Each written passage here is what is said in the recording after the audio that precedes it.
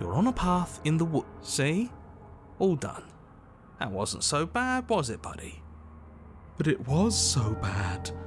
I don't like dying. I don't like being cold and alone in the dark. I don't think anybody likes dying, but hey, at least it's over.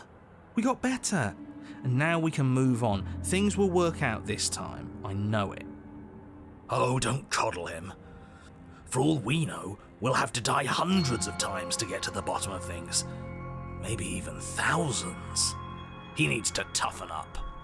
Toughen up? You're both freaks.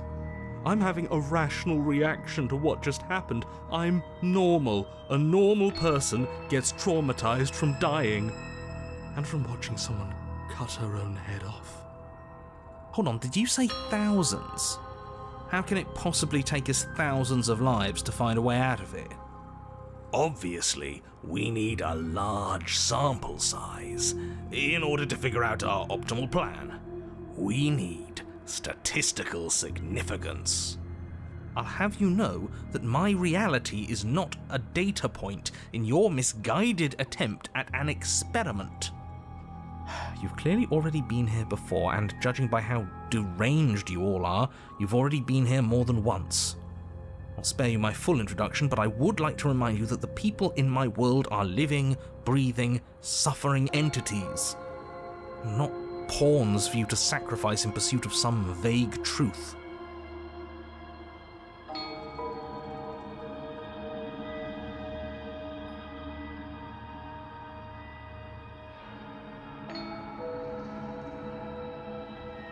So I didn't mishear you earlier. That doesn't make any sense, though. She's not supposed to be suicidal. More importantly, if she did cut her own head off, why are you here? You shouldn't have died. You should be enjoying your reward. We weren't satisfied with your happy little prison. But it has happy right there in the name. It wasn't actually very happy. Well, what's done is done, and you're here now. There's no use arguing. Just get to the cabin and settle this. Try not to kill yourself this time.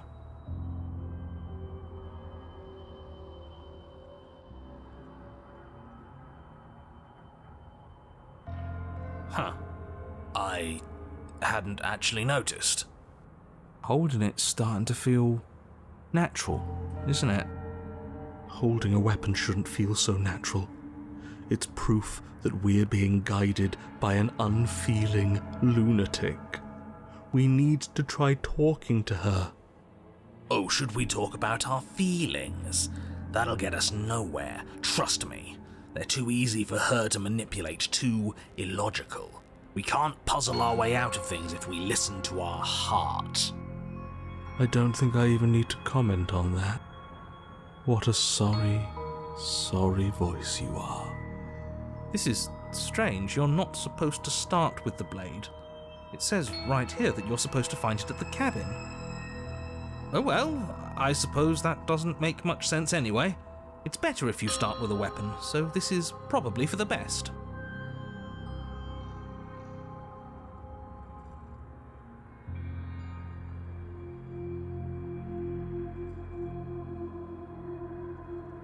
Are you serious? The blade is your implement. You're going to need it if you want to do things right. Do it. She can't talk to us at knife point. That's no way to get a real conversation started. You're all being ridiculous. Why would we disarm ourselves at a time like this? Don't you dare.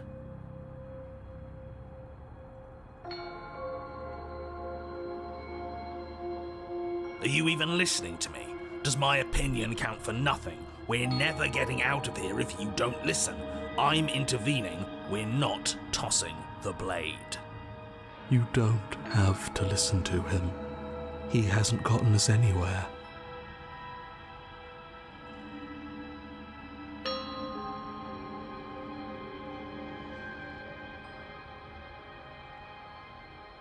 Without another word, you foolishly hurl your only chance at victory far off into the woods, never to be seen again.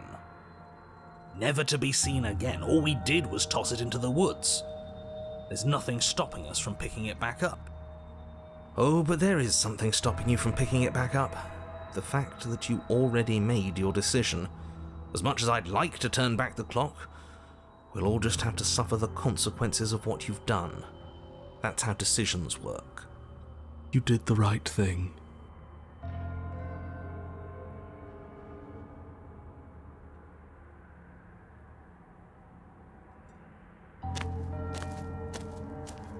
You stand at the edge of a cliff.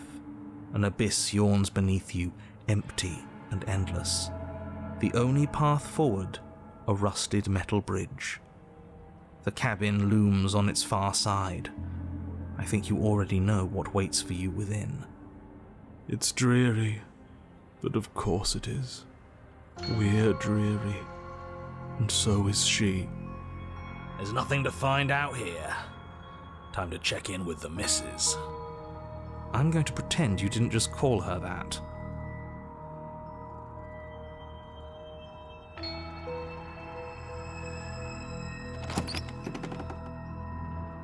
Every surface of the cabin is draped in chains, the air filled with the mock birdsong of metallic clinks. Where there should be walls, you can see only endless ropes of metal, with hooks dangling from their ends.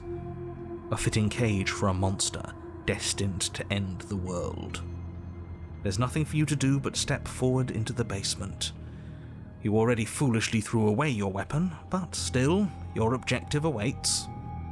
And how are we supposed to get to the basement? I don't see a way down. All I see is a mirror.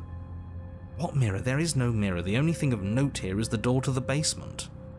It doesn't matter. What are we going to do, look at ourselves? I've had enough introspection. I want to see someone else. I want to see her. But it does matter. It's obviously important. It has to be. Otherwise it wouldn't be here. I'm not going to waste time arguing with you. Just get to the basement, okay? The door's on the other side of the room. Then, I guess there's nowhere for us to go but forward.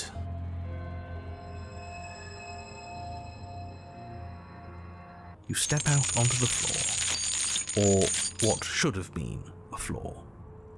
Should have been? Yes, unfortunately, you realise too late that there is no floor beneath the metal. There is only a loose web of chains suspended over some unseen space. An unseen space that you are now rapidly plummeting through. She's bringing us back to her. Or we just happened to fall through an unstable floor. She's a prisoner here. How much agency do you think she has? More than you'd like, I'm sure. Your fall is suddenly, painfully halted as rusty chains pull taut against your skin, their hooks digging into your muscle. You find yourself suspended in what appears to be a vast, dark space. The glinting of yet more chains merely hinting at its full dimensions. You dangle a few feet off the bare concrete floor. If the princess lives here, slaying her would probably be doing her a favor. As your eyes adjust to your new surroundings, you make out a figure standing in the gloom, obscured in shadow. She watches you with the stillness of the grave. Easy now. We don't know what sort of situation we're dealing with. We should let her make the first move. Let observation give us an advantage.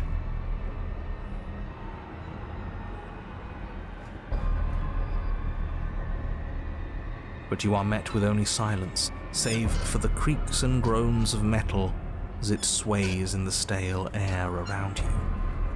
The hooks slowly shift in your skin, the pain coming in waves as you continue to dangle helplessly. She won't even speak to us. We did this.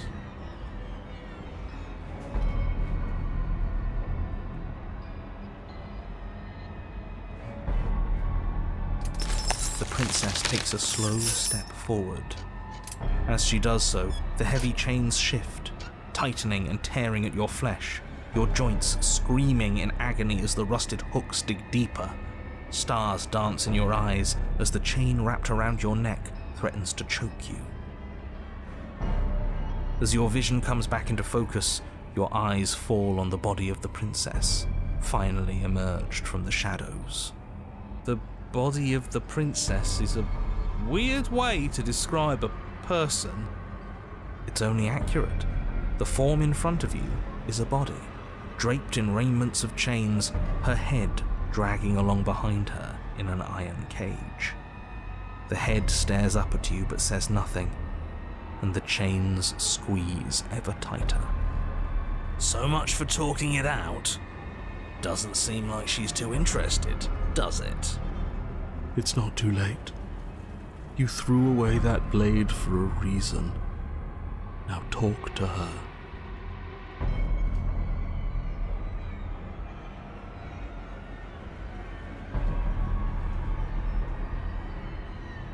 What makes you think I have a problem with you? Because I'm a head in a cage? Don't be silly. That's what I've always been. It's not like you're any different.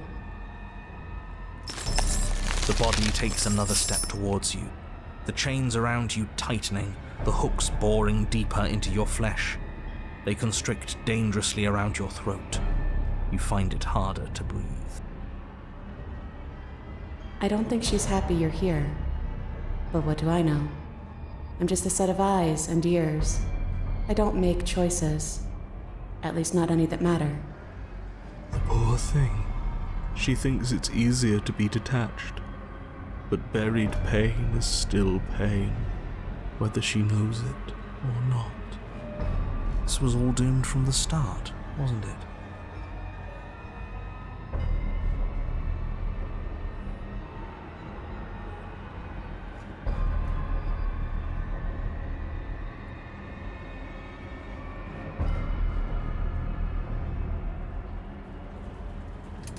You're not looking at things right. Your eyes are fixed on the distraction, instead of on the hand working the illusion. I see. You know, maybe she's onto something. Maybe being a head means you can really focus on figuring out the truth. Oh, don't you start.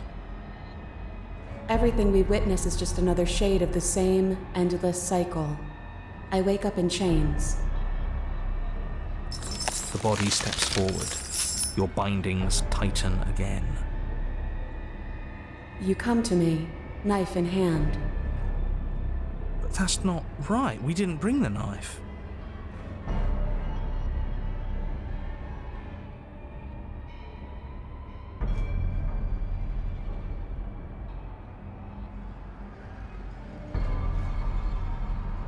But that's not right. That's not the reality I've been looking at. You shouldn't have been able to do that. The body marching towards you comes to a lurching stop. Huh. She stopped. What is that supposed to mean?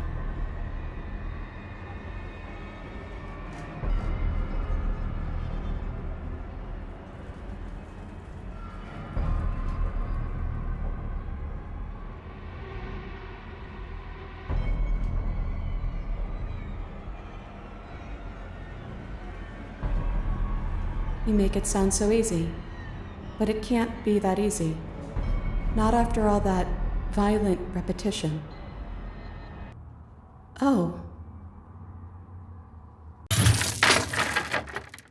Suddenly, the chains loosen, the hooks sliding from your skin. You come crashing to the floor, and as the chains rain down around you, her body falls too. The room settles into comforting silence. No more rattling of chains, no more slow, deliberate footsteps from the princess's body, only the soft click of the latch as it opens the door of the cage. So that's really all it took? The truth was right there the whole time. We just needed to believe we were better than this. But that can't be it. It's supposed to be more complicated than that. I've been telling you that since the moment we got here. At least you finally decided to listen to me. I guess you were right. It's usually the most complicated problems that have the simplest solutions. That is absolutely not how this works. Looks like we've seen through your lies at last, Mr. the Narrator, if that even is your real name. Shh. Hush. Let her talk. I want you to take me out of this place. That's all I've ever wanted. The princess's body doesn't stand, instead holding the cage aloft, beckoning you to come near. If you take her out of there, if you carry her to freedom, it's the end of the entire world. You know that, right? It's the end of a world. Your world. But not ours. Sometimes you need to break things to build something better. Besides, we already made our choice, all the way back in the woods. Nothing you can do about it now. I suppose not. You know, I think a part of me always knew this was doomed from the start. I'm narrating on borrowed time, aren't I? But even if I'm doomed to go, I might as well make sure you have a proper ending. Go on then.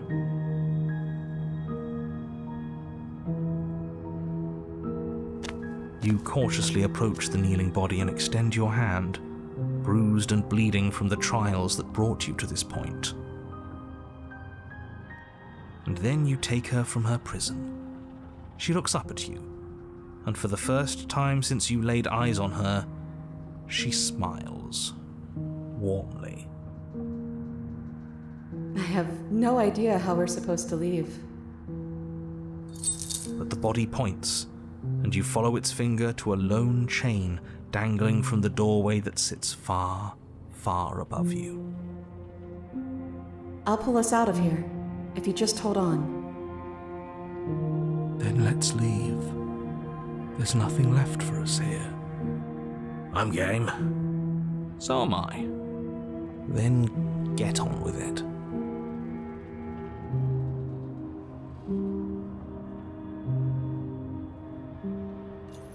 You wrap your hand in the chain, holding tight as it starts to move and holding the princess close to you. Together, you rise out of the pit. I'm sorry if I made this harder than it had to be. You glance back towards the princess's body, doing its part as it hoists you up. It grows smaller and smaller, slowly disappearing back into the shadows of the basement. No, that's not right. There shouldn't be an if. I'm sorry. I made this harder than it had to be. Maybe she has a point, in a way. Our bodies don't matter. We're almost there. I can smell the night air. She's sacrificed a lot to get here. More than we did, I think. And then the chain stops its ascent, depositing you safely in the cabin doorway. I guess you never closed it behind you. Well, there's only one thing left for you to do. Shall we?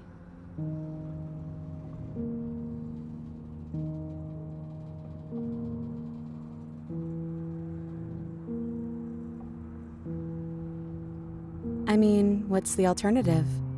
Dropping me to prove a point? Huh, I hadn't even considered that. Should it be an option? Can it be an option? No, it's not an option. We're not cruel for the sake of being cruel. I'm joking, by the way. Please don't drop me. It would certainly be a new data point. Probably wouldn't work anyways. It'd make that perfectly good blade you threw out completely meaningless.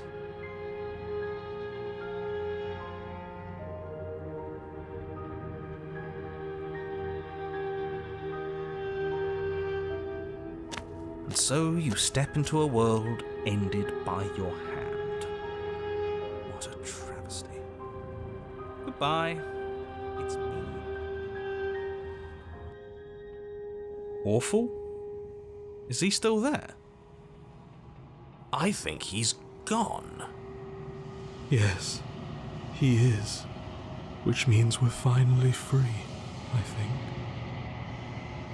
Thank you so much.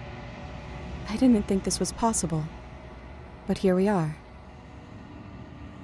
It's a little cold out here, isn't it?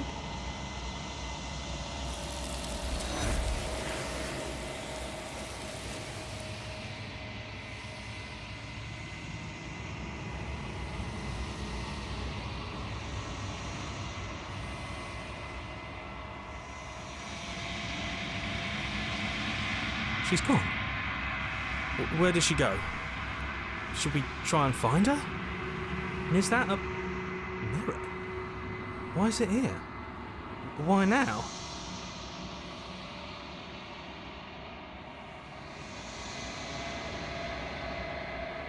There's something dreadful about it. I don't think you should. You're right. Part of me wants the truth, but something stronger is holding me back. Fear.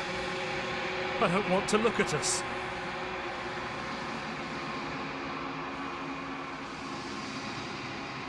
I'm begging you, don't do this.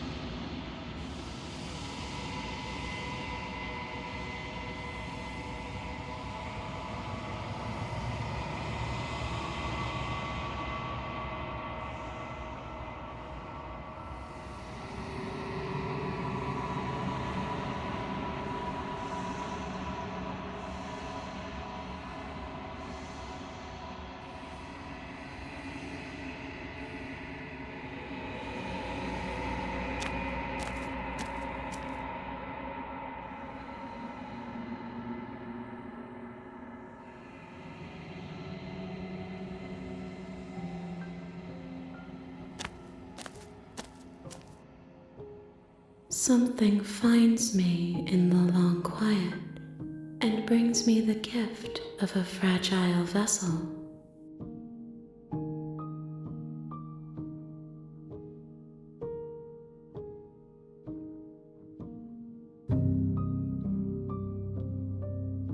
I'm sorry. There are some changes that can never be undone. There are some tears that can never be unshed. This is not a place that can hold a fragment of a concept. The moment she arrived here, she was going to return to me. I promise that it doesn't hurt.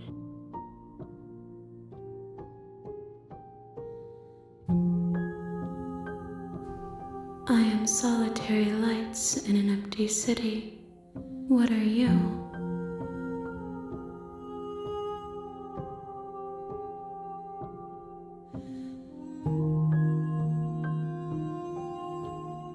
A person, a set of eyes witnessing from one perspective. I think that you are more like me than you are like a person. We are oceans, reduced to shallow creeks.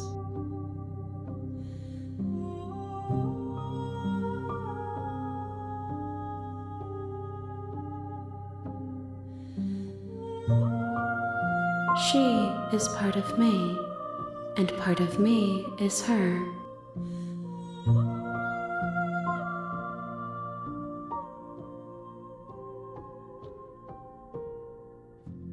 You speak in circles. Does it matter where one thing begins and another ends?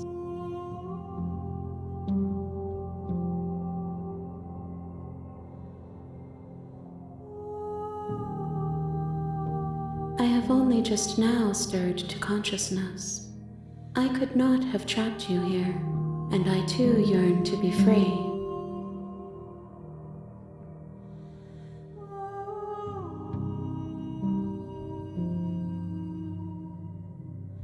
Nothing, as we are, but I know that there are worlds beyond us, and that we are meant to reach them. There is no exit, but this vessel is a creature of perception. She can make you forget, if only you believe her to be able to. Bring me more perspectives, so that I may be whole, and perhaps then we will know our freedom.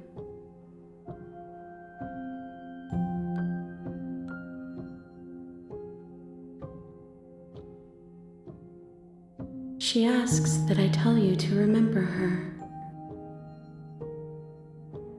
You won't.